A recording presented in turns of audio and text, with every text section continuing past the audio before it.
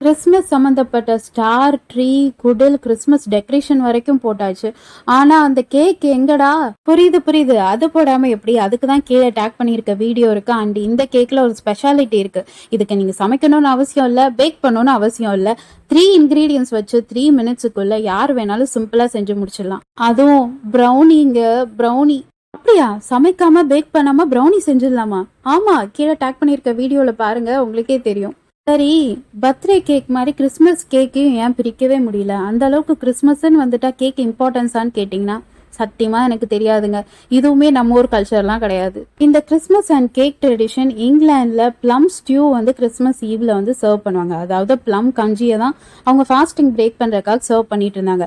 காலப்போக்கில் வந்து அது பிளம் கேக்கா உருவெடுத்துச்சு. அதே அப்கிரேட் ஆகி கேக் மிக்சிங் செரமனி அப்படின்னு ஒன்று ஸ்டார்ட் ஆச்சு. அந்த கல்ச்சர் இப்பதான் நம்ம ஊருக்கு வந்துட்டு இருக்கு.